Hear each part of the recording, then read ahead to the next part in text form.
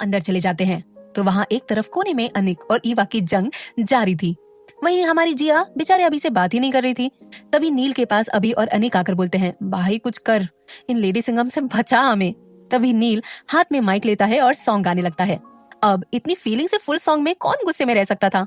नील जिया का हाथ अभी को पकड़ा देता है। वो दोनों डांस करने लगते हैं। अनिक ईवा से बोलता है, मोटी डांस प्लीज। ईवा ना में सिर हिला देती है। अनिक मुंह बनाकर खड़ा हो जाता है। रिया वंश से डांस के लिए पूछती है लेकिन वंश मना कर देता है। अब बेचारे का दिल तो वैसे भी ईवा और अनिक को देखकर गुस्से से डांस करने का हो नहीं रहा था। ईशा रियांश आज डांस में मशगूल थे। वैसे भी ईशा अब मूव ऑन हो रही थी। वैसे भी किसी ने कहा है ना, चलती का नाम है जिंदगी। वर्तिक की नजरें बार बार खामोश सोना पे जा रही थी। तभी ईवा की नजर श्रुति और अंकित पे पड़ी। श्रुति नील की ओर बढ़ी और अंकित रूही की ओर। ईवा ने अनिक को बोला, ओए खड़ूस, डांस करना मेरे साथ। अनिक तो नक्कर, हाँ तो मैं कब से तो बोल रहा हूँ, उस टाइम तुम्हें क्या अरबिक सुनाई दे रहा था? ईवा बोलती है, उफ बस कर, बंदियों से ज्यादा बोलते हो तुम। अनिक उसकी आंखों की चमक और अंकित और श्रुति को देखने के ईवा के तरीके से समझकर नो वे बोलता है और ईवा यस वे बोलती है। अनिक जाकर अंकित को थोड़ा सा आगे की ओर पुश करता है और ईवा श्रुति को। अब क्या, श्रुति और अंकित एक दूसरे के बाहों में थे। ईवा और अनिक उनके संभलने से पहले ही रूही का हाथ नील को पकड़ा देते हैं। और तो और ईवा और अनिक श्रुति और अंकित को डांस फ्लोर में आने के लिए एंकर से अनाउंस करवा देते हैं। बेचारे श्रुति और अंकित को एक के बाद एक झटके मिल रहे थे। अंकित श्रुति शॉक, ईवा अनिक रॉक।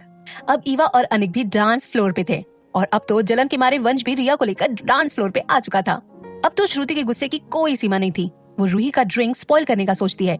इधर ईवा खुद को कितना भी समझा ले, दिल ही दिल जनाब अक्सर उसी पे आता है जिनके मिलने की उम्मीद नहीं होती। ईवा खुद को संभाल ही नहीं पा रही थी। वो गलती से स्पॉइल ड्रिंक पी लेती है। अनिक उसके पास आता है तो ईवा को देखकर समझ जाता है कुछ तो गड़बड़ है। वो उसे फार्म हाउस बिल्डिंग में ले आता है ताकि पार्टी में कोई ड्रामा क्रिएट ना हो। लेकिन अब ईवा होश में नहीं थी। वो रोते रोते अनिक के गले लग जाती है और बोलती है, you know I love you. Anik को तो झटका इतना तेज लग जाता है कि वो ईवा से अलग हो जाता है, बट ईवा की पकड़ मजबूत थी। फिर ईवा बोलती है, you know Vansh, you are my first and last and forever love. अब अनिक को समझ आता है कि वो उसे वंश समझ रही है। अब अनिक के सांसों में सांस आती है। ईवा अपना बोलना जारी रखती है, I know you love Riya, I promise मैं तुम दोनों के बीच नहीं आऊंगी because I also love Riya, मेरी प्यारी दोस्त। ये बोलते बोलते वो बेहोश हो जाती है और अनिक की आंखों में आंसू आ जाते हैं कि क्या लड़की है, सबको खुश और एक दूसरे से जोड़े रखने के लिए खुद ही दुखी और टूट रही है। अनिक ने उसे गोद में उठाया और रूम में ले जाकर सुला दिया और अच्छे से ब्लैंकेट ओढ़ा दिया और वहीं बैठकर थोड़ी देर उसे देखता रहा। कितनी मासूम है, लेकिन इसकी शरारतें, हाय तौबा। यू नो ईवा, तुम बहुत अच्छी हो। तभी अनिक का फोन बजा। नील का कॉल था। वो बोलता है, ईवा और वो आ गए हैं सोने, नींद आ रही थी उन्हें।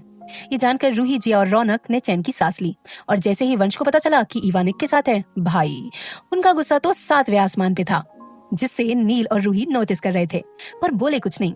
सब अब थक गए थे, आज फार्म हाउस में ही रुक गए थे। रूही तो एक बार ईवा को देखने आई और उसे चैन से सोता हुआ देख वापस चली गई। अनिक ये सोच रहा था कि ईवा और वंश के बारे में कैसे पता करें कि क्या सीन है। ये सोचते सोचते वो सो गया। वर्तिक आज सोना की खामोशी समझना चाहता था। नील के दिमाग में विश और रूही का रोता चेहरा घूम रहा था। रूही वंश और ईवा के बारे में सोच रही थी, लेकिन नील के साथ बिताए पल उसके दिमाग में घूम रहे थे। वंश के दिमाग में ईवा अनिक घूम रहे थे।